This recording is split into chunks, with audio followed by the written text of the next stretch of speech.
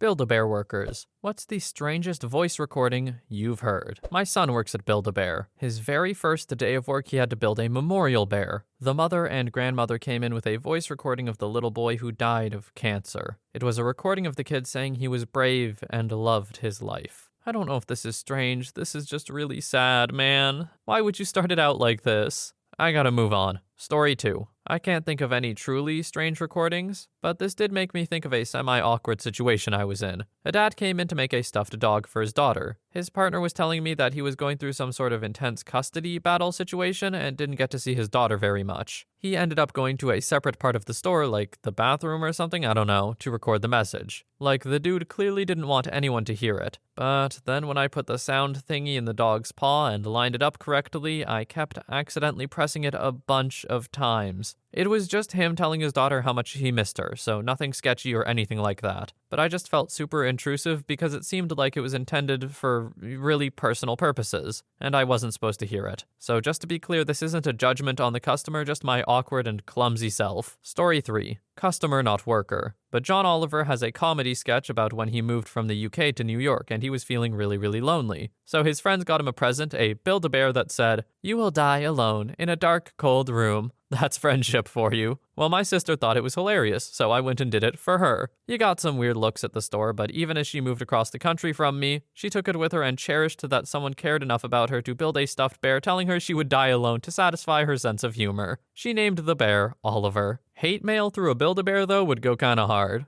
Admittedly, the lightheartedness of this, I think, makes it funnier and nicer in general. But to be absolutely roasted by a talking Build-A-Bear? I don't know. That'd be pretty demoralizing. Pretty good. Story 4. Not an employee, but I can tell you about the time I scarred an employee there. In high school at the time, making a bear as a gift for my best friend. Thought it would be hilarious to put the little heart speaker into the bear's crotch and have it say, "Don't touch me there, you pervert," when pressed. Go check out, and this poor elderly woman working the register grabs the bear in just the right way. So at least 10 plus people around her hear someone shout, "Don't touch me there, you pervert." All heads turned. I thought I was going to have to resuscitate the poor cashier. Left and never went back. Story 5. I worked at Build-A-Bear Workshop from 2004 to 2010. I can't remember any Build-A-Sounds that were especially outrageous. My favorite was when the parents really didn't care, so the kid would record something long, rambling, and odd. The sound cost $8 back then, so almost as much as some bears. The parents would just shrug it off as the kid screamed some random message. If it was an important message, like a proposal, I would try to persuade the people to just buy the sound box and then go record it at home. Then they could come back another day to make the bear. People don't realize Build-A-Bears are hella loud. Those stuffy machines were basically vacuums, and playing your Build-A-Sound while standing next to a vacuum and gaggles of children is not a great representation of what you've just recorded. It is going to play back loud. We would have people record in the bathroom regularly, which was better than recording in the store, but very echoey. Story 6. Not a worker, but a customer.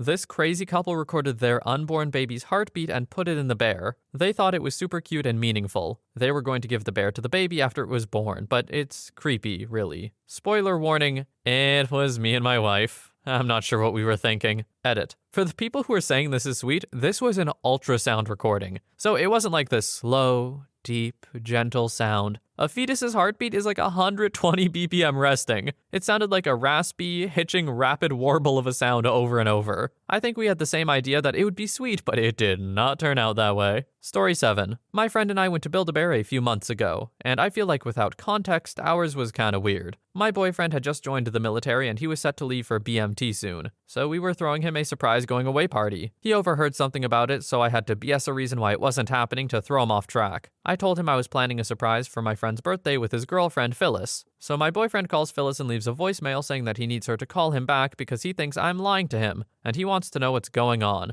The next day I talk to Phyllis and she has the genius idea to get him an Air Force Build-A-Bear for his going away present, and put the voicemail inside as a voice recording. We thought it was pretty funny and he got a good laugh out of it. Can I just say, I don't like when people do this about surprise parties if they figure out. I think it's really crappy to try to spoil the surprise for yourself just to be like, "I got you, I figured you out." Like, bro, who cares? Just let yourself be loved by people, man. Anyway, that's just me. This would be a great idea, though, to catch a cheater, to give them a Build-A-Bear of a voice recording of something. That would be excellent. Story 8. Was an assistant manager at Build-A-Bear. Had a girl record a song from a yaoi anime intro. Also had the I ain't ever seen two pretty best friends that was split into two bears for some best friends. Had a lady who wanted to sing the Jesus Loves You So song, but she kept wanting to redo it. I had that song stuck in my head all day. Lot of embarrassing love confessions from kids. Worst one was what seemed like a sugar daddy situation. Older guy let 19-ish-year-old girl go buck wild in crappy bear clothes. And he recorded a message that started, "Daddy loves his little girl." It continued after that, but they clicked the buy button and put it on the chip, so I'll never know the ending to Romeo's speech. We were supposed to not let people get inappropriate recordings, but I let people so I could make fun of them later with my coworkers. Nope, didn't like how that started.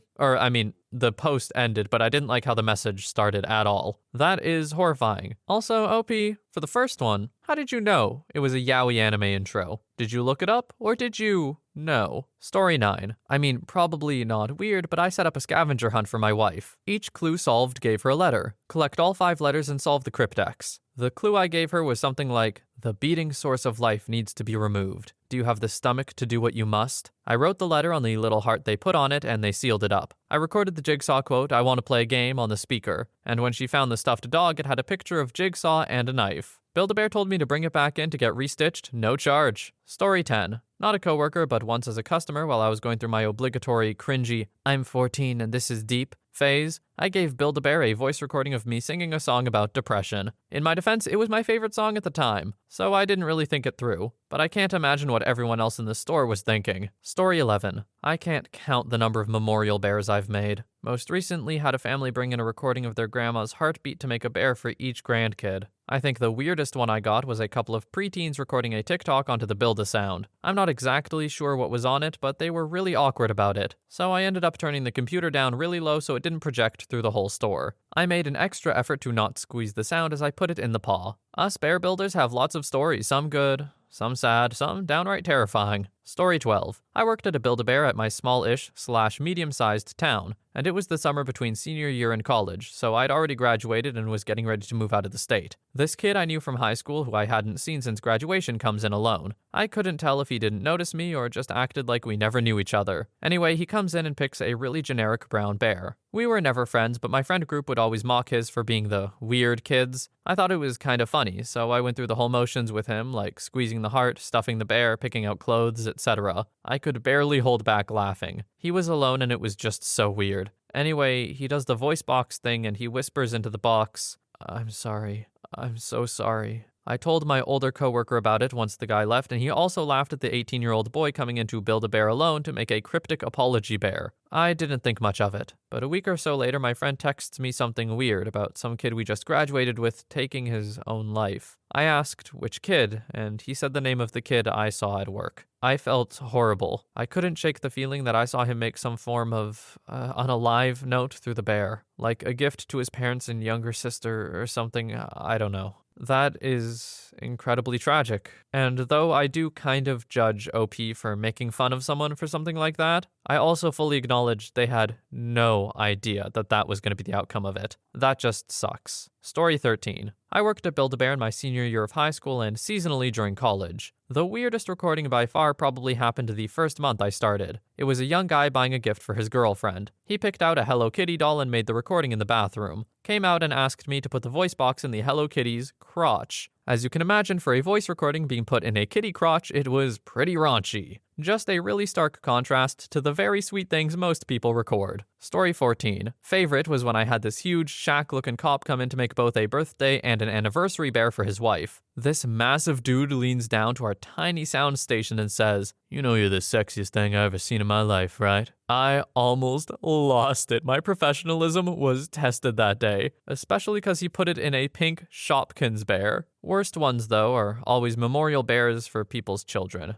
Or this one woman who came in while I was working alone one morning. She had just received a terminal diagnosis and wanted to make bears with personal recordings for her kids and grandkids. I got her a chair and helped her make like 18 bears. I remember and think about a good number of customers, hoping their lives got better. Story 15. I had a Build-A-Bear employee record something for a bear I had made for a teacher I work with. She was an art teacher that was close to retirement. Super cool lady. It was for a white elephant gift exchange originally, and I had second thoughts. And I wound up just getting the bear for Joanne. I made a little folder about how the bear had been been removed from several foster homes due to abuse, and the bear was emotionally closed off, blah blah blah. The best part was when you touched the bear's hand, it shouted, "Get your hands off me, you wench!" I have no idea if the voice crack was included, but that's the voice I chose. Moving on. Story 16. I only worked there for a short period of time, and it was because of how emotional it could be. We only have one Build-A-Bear in my state, so anyone who wants one had to go there. I was working there when my best friend died, and a couple weeks later when my best friend's parents came in bringing her 3 siblings to make each one a bear with a voice box with old voicemails of hers on it. I broke down each time I accidentally clicked the button. By the end of it, my manager told me to take a lunch. I was completely distraught. I quit shortly after that. Memorial bears were just too much for me. I already know that if I did this, I would sob. I would lose it every time. I don't know if I could handle it. Story 17. When I worked in law enforcement, there was an officer that was in a foot chase through a residential neighborhood. Suspect jumped over a gate into a backyard. Officer, for some reason that only he knows, tried to kick the gate open. Except the gate opened outwards instead of inwards, so the gate won the battle. The officer's foot was broken. Immediately after, the officer radios in, "I think I just broke my foot." So while said officer is at home recovering, he gets a Build-A-Bear delivered to his house from his squad. Opens it up, it's a bear in a police uniform. His daughter grabs the paw for the voice button and it plays the radio recording of him yelling he just broke his foot. I wish I was at the Build-A-Bear when they did it. Story 18. Back when the Chappelle Show was at its peak, I went to make my sister a bear for her birthday. And I wanted to record "I'm Rick James, female dog" as the sound. This was in the mall on a Saturday in a conservative area, so I ended up in the bathroom, hiding under my coat to muffle echoes, recording it in the highest pitch I could muster. Problem was, in order for me to be audible at all with the high-pitched voice, I had to speak pretty loudly and over-enunciate, and it took me a bunch of tries to get one that was clear on the little sound box. And turns out my coat did nothing to muffle the sound. An employee knocked on the door to ask me to please stop as it was disrupting the store. Fortunately, that happened right after the one I recorded that worked. But heading to the register after that was the weirdest walk of shame I've ever done. All the uptight moms of the kids stared daggers at me. Sorry everybody, I don't know the bit, so I can't do whatever voice it has. Also, the word female dog,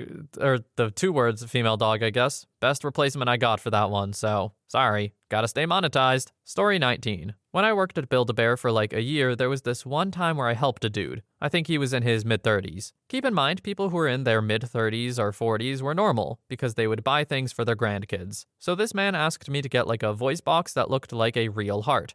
We don't have those, sir. He got a little angry, but then said that he'll get a normal one. At this moment, I was questioning this guy because he was in all black with a fairly long beard and his eyes were bloodshot red. I asked him who he was getting the bear for, making conversation. He said he's getting it for this girl that lives in his apartment building. I said, that was cute, but did she want to be his Valentine? I made the bear and we were getting ready to record his voice. The one part of this night that shook me was when he said, "Rayla, I'm outside for you, or in your closet, who knows?" And my sister's name is Rayla, by the way. Honestly, a decent one to end on because of all of the ones I've read here, this is certainly the strangest. I hate that. I hope this isn't as creepy as it sounds. I hope the intention was good and that good things happened, but I am not hopeful. Anyway, on that cheery note, thanks so much for watching. I hope you have a wonderful day or night wherever you are and no one gives you a Build-A-Bear like that. And, I'll see you in the next one.